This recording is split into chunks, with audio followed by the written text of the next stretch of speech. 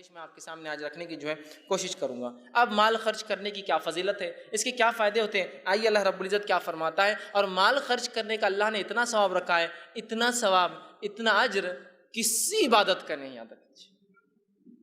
مال خرچ کرنے کا جو اجر اور ثواب ہے، یہ اجر اور ثواب کسی اور عبادت کا نہیں، یاد رکھ لیجئے۔ آئیے اللہ رب العزت کیا فرماتا ہے۔ اللہ سبحانہ تعالیٰ فرماتا اور کہتا ہے، سورۃ البقرہ سورہ نمبر 2 آیت نمبر 261 میں اللہ فرماتا اور کہتا ہے، آیت اس طرح سے اللہ فرماتا ہے، مثل الذین ينفقون اموالهم فی سبیل اللہ کمثل حبۃ انبتت سبع سنابل فی کل سنبلۃ 100 حبۃ واللہ یضاعف لمن یشاء واللہ واسع علیم۔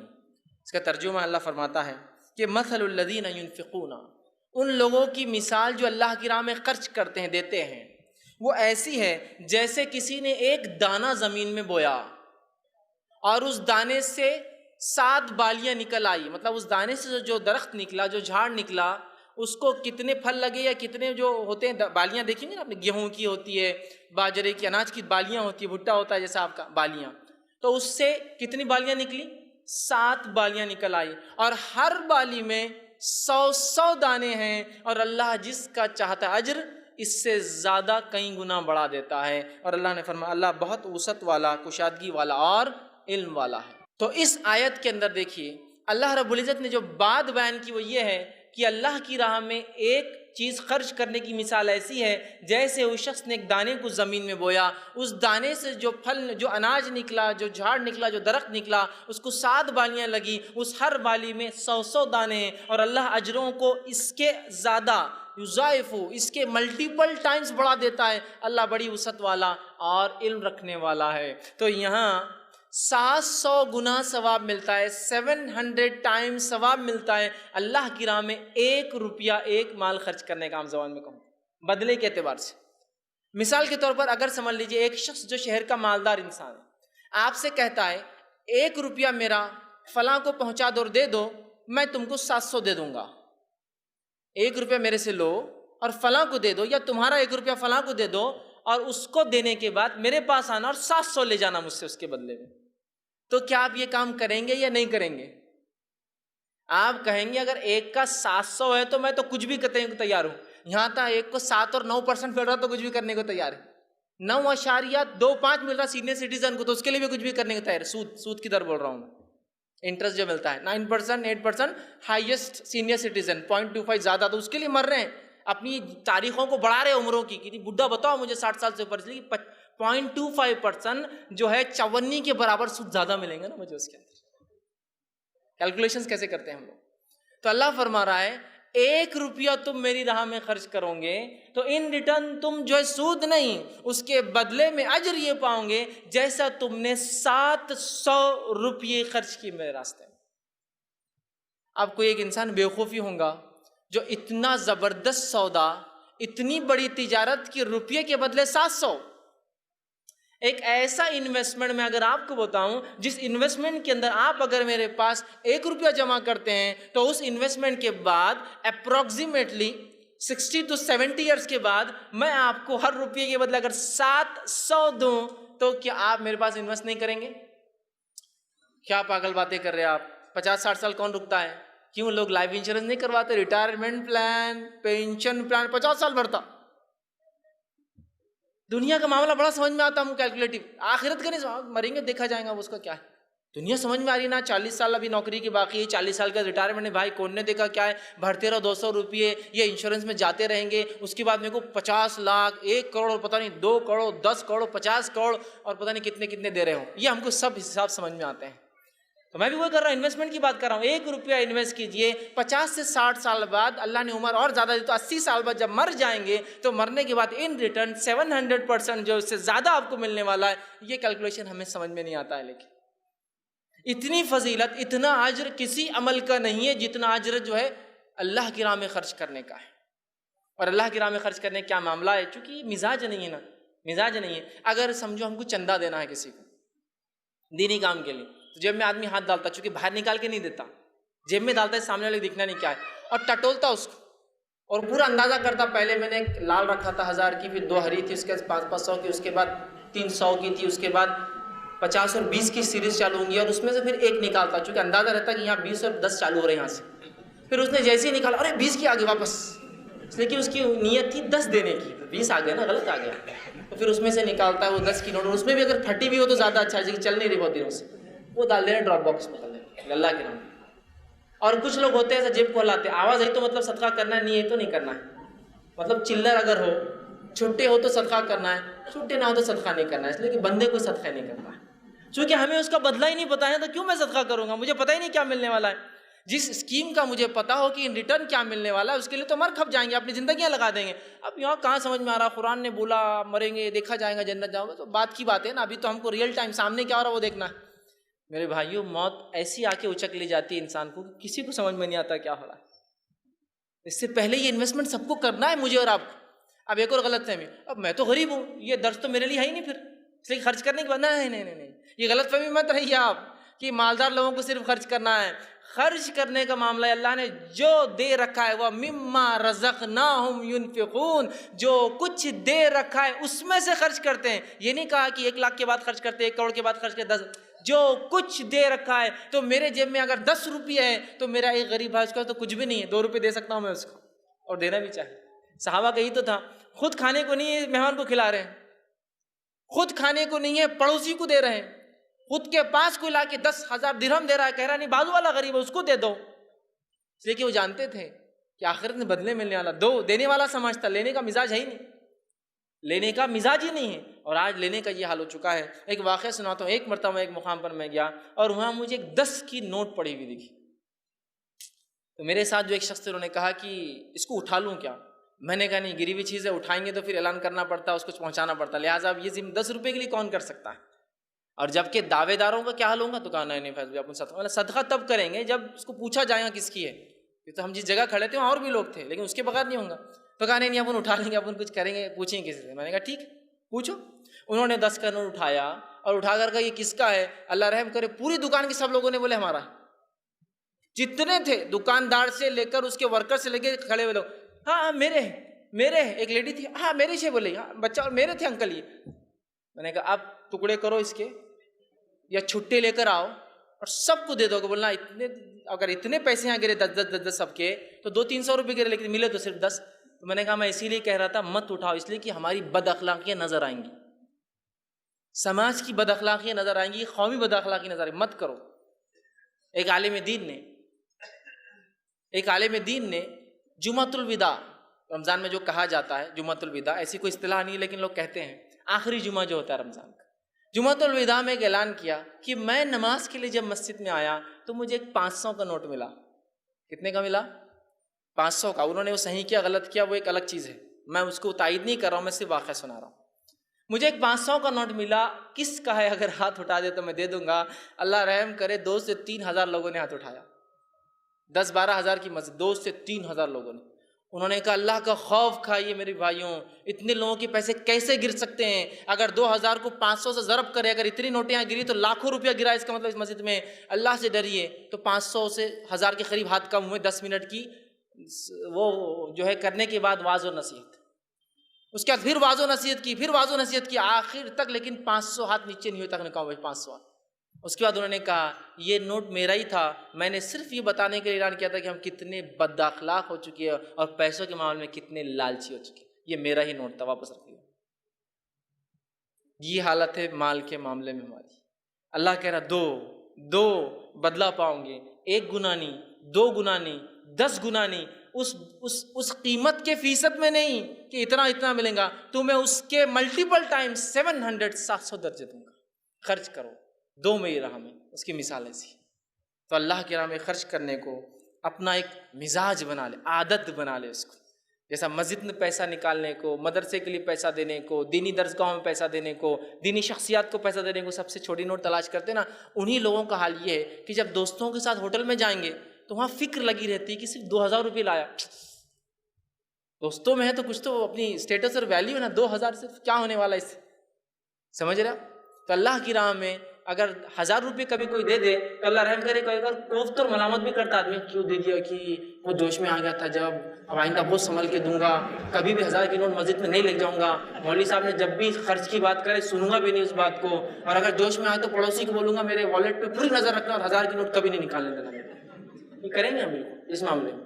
لیکن جہاں معاملہ ہو گیا ہوٹل میں جانے کا، گھومنے کا، خریدو، کو بولے ارے اتنے پیسے خرید، آنکھ کو تو لگ رہا ہے نا، دوست پہ تو خرچ کر رہا ہوں نا، نام ہوں گا اس سے، خوش ہوں گے میرے بھائی. دیکھیے آپ فرق اللہ کے راہ میں خرچ کرنے کا اور دنیا کے لیے خرچ کرنے کا. چونکہ دنیا کا ہم کو جب ہی ریٹرن نظر آتا ہے نا، لیکن آخرت کا ریٹرن کہاں نظر آتا ہے؟ 700 ٹائمز.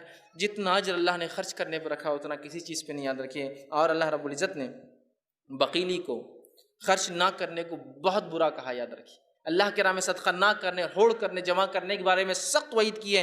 میرا مقصد وہ وعیدوں کو بتانا نہیں. یاد رکھیے صرف اگر زکوٰۃ کے تعلق سے جو کہ فرض ہے دینا، اس پر اللہ نے یہ وعید کی کہ جو لوگ زکوٰۃ نہیں دیں گے روز قیامت ان کے چہروں کو اور ان کے پیٹھ کو، پیشانی کو، چہرے پہ اور پیٹھ پٹھوں جو پیٹھ کے حصے کو، اس سونے اور چاندی کو پگھلایا جائے گا جس کو وہ جمع کرتے تھے، اور ان کو اس پیٹھ پر اور اس کے پیشانی پر پگھلا کے روز قیامت ڈالا جائے گا.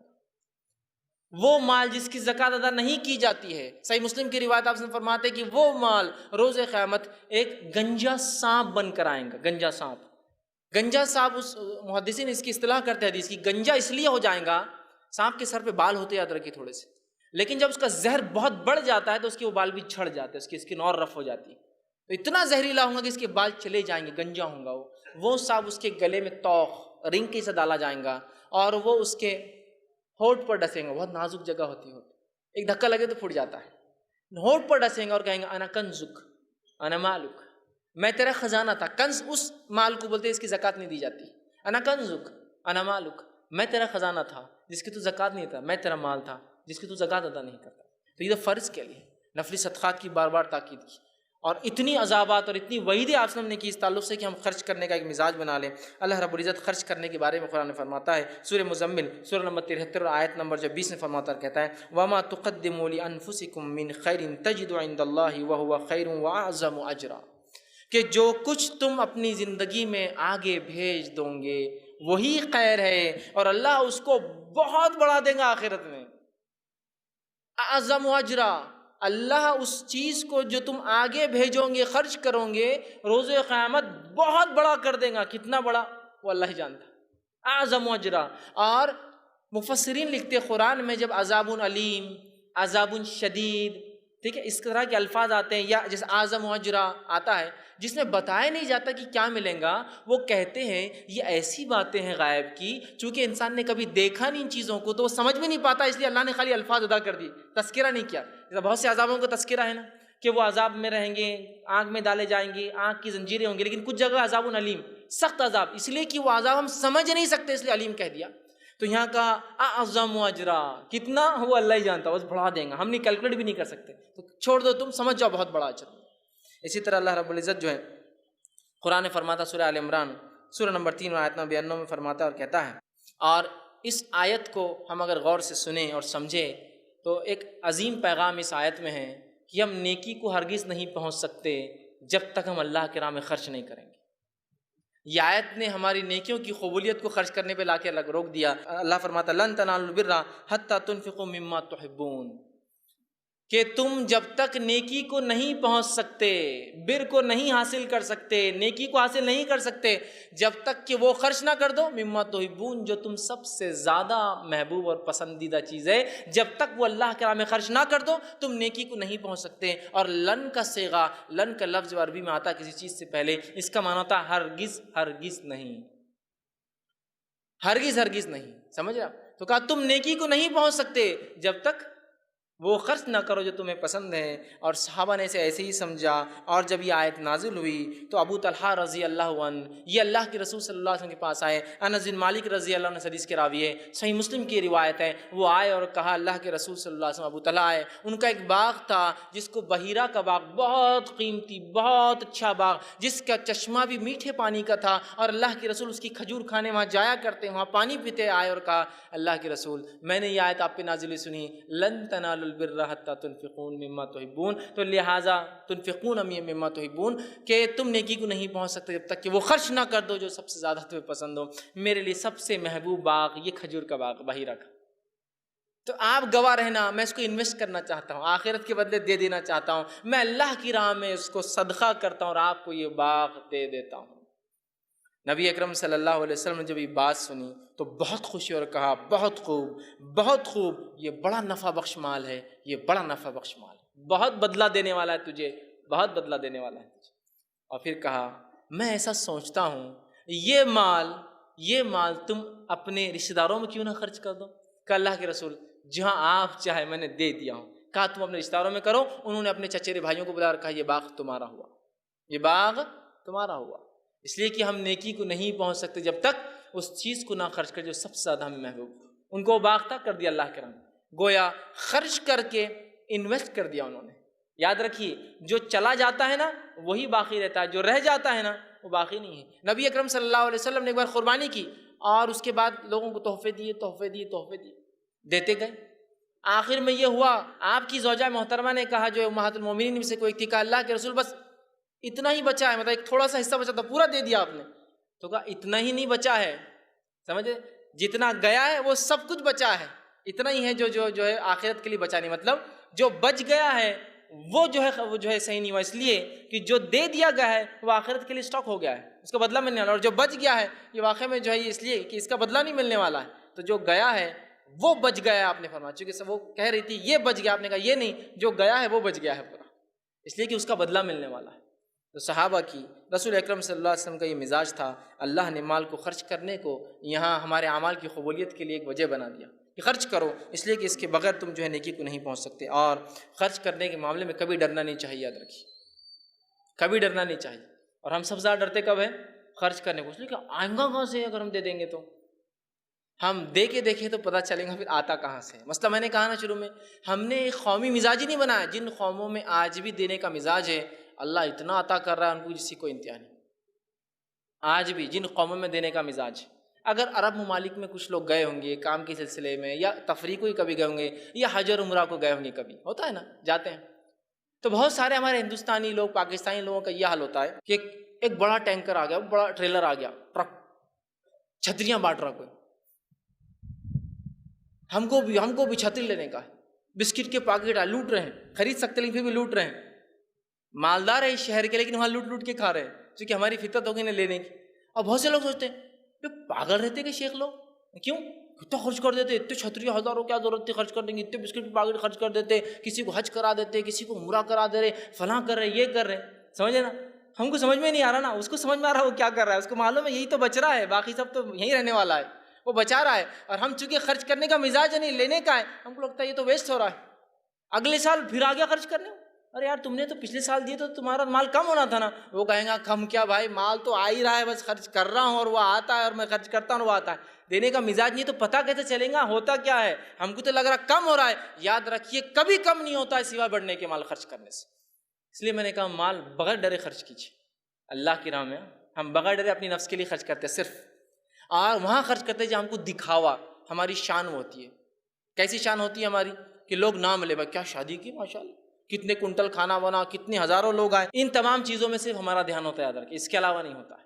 اس بات کو بہت سختی سے اور بہت ہم کو ایک سیریسنس کے ساتھ سمجھنے کی ضرورت ہے کہ ہمیں جو اللہ کی راہ میں مال خرچ کرنے کا اپنا مزاج بنانا ہے، دیکھے تو دیکھیے انشاءاللہ کبھی مال کم نہیں ہوگا، اس لیے کہ اللہ رب العزت سورہ سبا سورہ نمبر 34 آیت نمبر 39 میں 39 میں فرماتا اور کہتا ہے وَمَا أَنفَقْتُم مِّن شَيْءٍ فَهُوَ يُخْلِفُهُ وَهُوَ خَيْرُ الرَّازِقِينَ، اگر تم میری راہ میں خرچ کرو گے تو میں ضرور تمہیں پلٹا کر اس کو دوں گا۔ اللہ کون کہہ رہا ہے؟ اللہ کہہ رہا ہے وَهُوَ يُخْلِفُهُ، میں اس کو مخالف بولتے ہیں نا، الٹی سمت کو بولتے ہیں مخالف، میں اس کو پلٹاؤں گا تمہارے طرف اس مال کو۔ اللہ کیا فرما رہا ہے وَمَا أَنفَقْتُم مِّن شَيْءٍ، جو بھی تم اللہ کی راہ میں خرچ کرتے ہو فَهُوَ يُخْلِفُهُ، میں ضرور اس کو پلٹا کر دوں گا تم کو، وَهُوَ خَيْرُ الرَّازِقِينَ، اور اللہ تو سب سے خیر رزق دینے والا ہے۔ ہم جو خرچ کریں گے وہ پلٹ کر آنے والا ہے، یاد رکھیے جانے والا نہیں ہے، اس لیے میں نے کہا بغیر ڈرے خرچ کیجئے، اللہ آپ کو پلٹا کر دینے والا ہے اس کا بدلہ۔ یخلفہ، وہ مخالف سے الٹا پلٹا کر دیں گا آپ کو، آپ نے خرچ کیا، آپ کو مال ملا، آخرت میں 700 تو باقی ہے ہی، اس کو تو چھوڑ ہی دیجئے، ان ریٹرن دنیا میں بھی وہ مال واپس ملے گا اس سے بہترین انداز سے، اولاد کی صحیح ہونے کے اس شکل میں، مال کی برکت کی شکل میں، کم زندگی میں زیادہ کام کی شکل میں، اور زندگی میں ایسے کارنامے انجام دینے کی شکل میں کہ مرنے کے بعد اس کا اجر ملتا رہے۔ یخلفہ، اللہ پلٹائیں گا اس کو، بدلہ دینا ہی اللہ ہے۔ تو اس لیے میں نے کہا مال بے جھجک ہو کر خرچ کیجیے اللہ کی راہ میں۔ مال اللہ کی راہ میں خرچ کرنے والا کبھی غریب نہیں ہو سکتا۔ نبی اکرم صلی اللہ علیہ وسلم نے اس چیز کو بہت خوب اپنی حدیثوں کے اندر بتایا اور بار بار بیان کیا۔ آپ وسلم فرماتے ہیں مال خرچ کرنے کے بارے میں، 2 فرشتے، صحیح بخاری کی روایت ہے، 2 فرشتے ہیں جو روز اترتے ہیں اور اللہ رب العزت سے دعا کرتے ہیں۔ ایک کہتے ہیں اللہ خرچ کرنے والے کے مال کو بڑھا دیں، اور دوسرا کہتا ہے اللہ جو خرچ نہیں کرتا، بخیلی کرتا ہے، تیرے راہ میں روکتا ہے، اس کے مال کو برباد کر دے اور تباہ کر دے۔ روز 2 فرشتے اترتے ہیں دنیا میں اور دعا کرتے ہیں، اور اللہ فرشتوں کی دعاؤں کو رد نہیں کرتا، یاد رکھیے۔ تو دعا کرتے ہیں کہ اے اللہ دینے والے کے مال کو بڑھا، اور دوسرا کہتا ہے اللہ خرچ نہ کرنے والے کے مال کو تباہ اور برباد کر دے۔ تو گویا جو مال خرچ نہیں کرتا وہ روز ایک فرشتے کی بد دعا کا مستحق بھی بنتا ہے۔ اور مال خرچ کرنے تھے، مال یاد رکھیے کبھی کم نہیں ہوتا، یاد رکھیے، اور مال صرف جو ہے بڑھتا ہی رہتا ہے۔ نبی اکرم صلی اللہ علیہ وسلم نے ایک حدیث میں فرمایا جو صحیح مسلم کی آپ نے فرمایا، کہا 2 لوگوں کے سوا کسی اور پر رشک مت کرنا۔ رشک سمجھتے نا، کاش میں ایسا ہوتا، سمجھ رہا؟ 2 لوگوں کے سوا کسی اور کے جیسا ہونے کے جیسا رشک نہ کرنا، کسی کے جیسا ہونے کی امید یا اللہ سے امید یا جو ہے اس کی نیت نہ کرنا۔ وہ کون 2 لوگ ہیں؟ پہلا، اللہ نے جس کو قرآن عطا کیا ہو، وہ قرآن کا حافظ ہو، قرآن کو یاد کرتا ہو اور پڑھتا ہو، خوب پڑھتا ہو۔ اللہ نے اس کو قرآن دیا ہو اور وہ خوب اس کی تلاوت کرتا ہو، تو ایسے آدمی کو دیکھ کے آپ بول سکتے کاش میں بھی ایسا ہوتا۔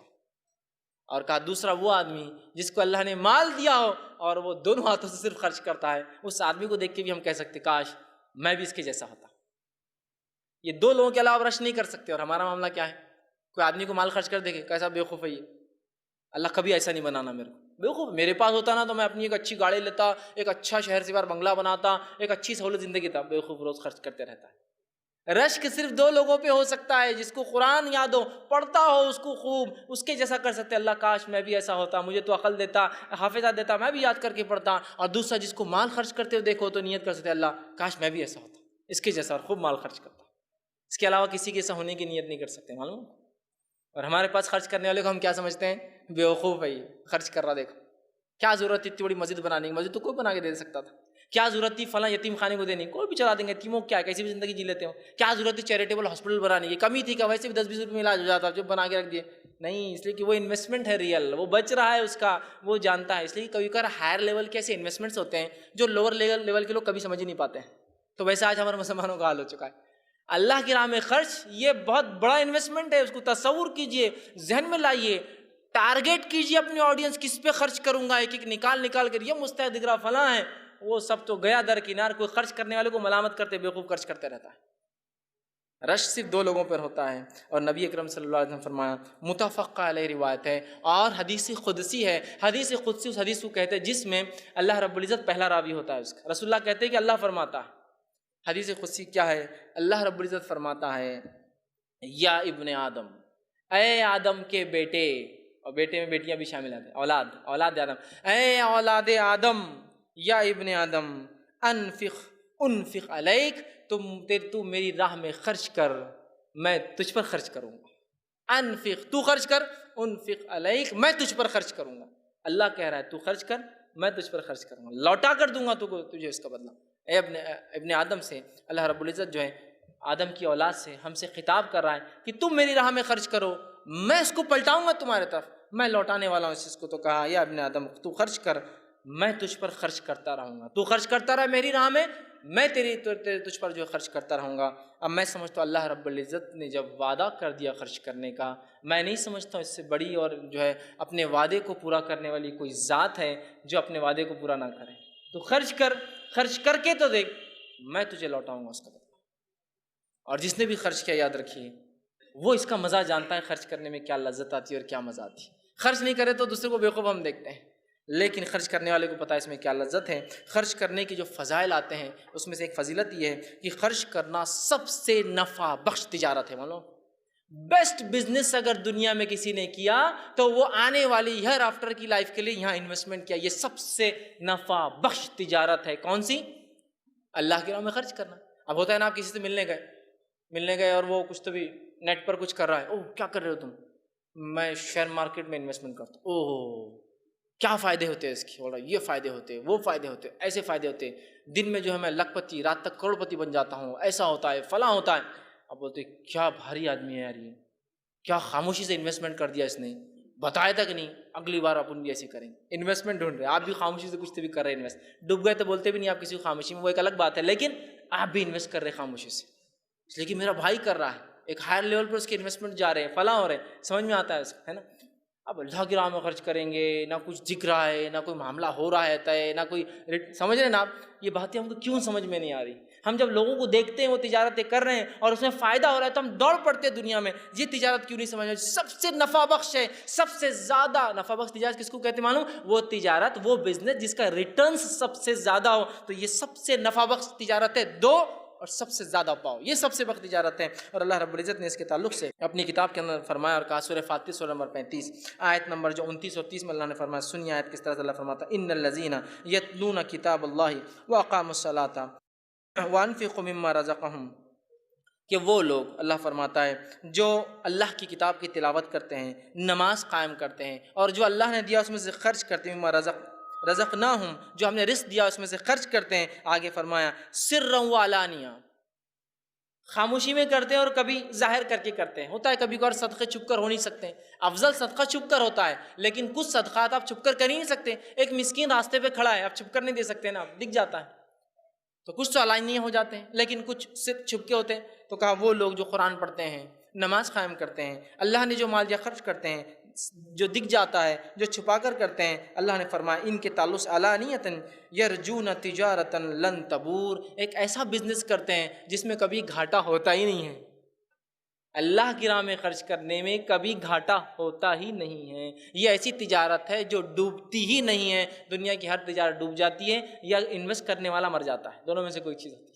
یہ کبھی نہیں ڈوبنے والی تجارت، کبھی نہیں. آپ کو اس کا بدلہ ہمیشہ ہمیشہ ملتا ہے. اور خفیہ خرچ کرنے کے فضائل تو میں سمجھتا ہوں ہم سب جانتے ہیں. خفیہ خرچ کرنے کے بہت بہت بہت زیادہ فضائل جو ہے کتاب و سنت میں، قرآن حدیث میں آتے ہیں. جس میں سے ایک فضائل جو آتا ہے صحیح بخاری کی روایت میں ہے، 7 لوگ جو عرش کے سائے میں ہوں گے جب کہ کوئی سایہ نہ ہوگا. اس میں سے ایک شخص وہ ہوگا جو سیدھے ہاتھ سے جب خرچ کرتا تھا تو اس کے الٹے ہاتھ کو پتہ نہیں اس نے کیا خرچ کیا. مطلب یہ کہ اتنی خاموشی میں خرچ کرتا تھا، اتنا خاموشی سے دیتا تھا، کسی کو نہیں پتا اس نے کیا دیا. اور ایسے اللہ کے کئی بندے ہیں جو حقیقت میں واقع میں اتنی خاموشی سے اللہ کے نام میں جو ہے خرچ کر دیتے ہیں. اللہ رب العزت جو ہے خرچ کرنے کو ایک تجارت بتاتا ہے، اور وہ تجارت کے تعلق سے اللہ رب العزت نے بہت ساری باتیں فرمائی. خرچ کرنے کا ایک فائدہ جو آتا ہے وہ یہ ہے کہ جو انسان اللہ کے راہ میں خرچ کرتا ہے اس کے اللہ گناہ بھی معاف کرتا ہے. اور اللہ رب العزت نے خرچ پہ دیکھیے کیسا ابھارا. قرآن کی آیت اس طرح سے سورہ تغابن سورہ نمبر 64 آیت نمبر 17 میں اللہ نے فرمایا اور کہا، ان تقرضوا اللہ قرضا حسنا یضاعفہ لکم ویغفر لکم واللہ شکور حلیم. اللہ فرماتا ہے اور کہتا ہے ان تقرضوا اللہ قرضا حسنا، کون ہے جو اللہ کو قرض حسنا دے؟ حالانکہ تمام چیزوں کا مالک جو کچھ دنیا میں کائنات میں اللہ خود ہے، لیکن اللہ رب العزت پھر کہہ رہا ہے کون ہے جو تم میں سے مجھے قرض حسنا دیں گا. حالانکہ یہ مال اللہ کا دیا ہوا ہے، لیکن اللہ ہم سے کہہ رہا ہے مجھے قرض دو اس کے.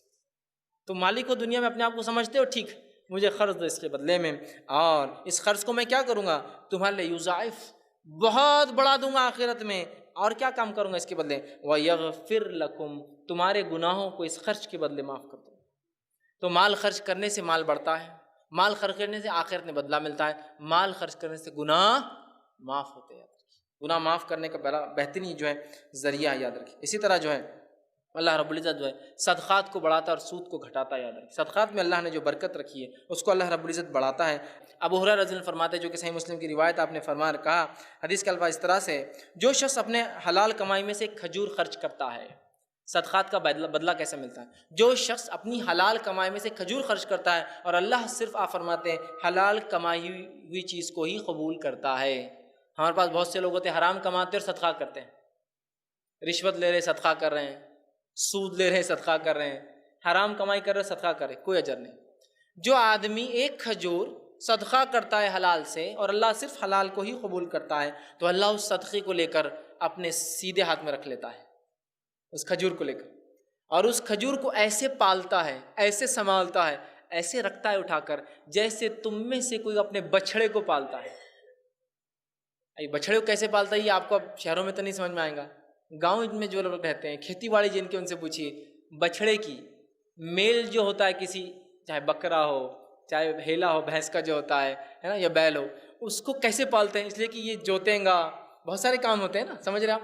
تو تم میں سے کوئی جیسے بچھڑے کو پالتا ہے نا، بل کو مطلب میل کو جیسا پالتا ہے نا جانوروں میں سے، چاہے بکرا ہو، چاہے بیل ہو، چاہے اونٹ کا ہو، پالتا ہے، ویسے اللہ اس کو پالتا ہے، اس کو بڑا کرتا ہے، اور فرماتا ہے اس کو اتنا بڑا کرتا ہے سنبھال سنبھال کے کہ روز قیامت وہ ایک کھجور ایک بڑے پہاڑ سے بھی زیادہ بڑا ہو جاتا ہے۔ کیسا انویسٹمنٹ ہے؟ ایک کھجور دیا، صدقہ کیا، انویسٹمنٹ کو انویسٹر نے آپ سے لے لیا، اتنا زبردست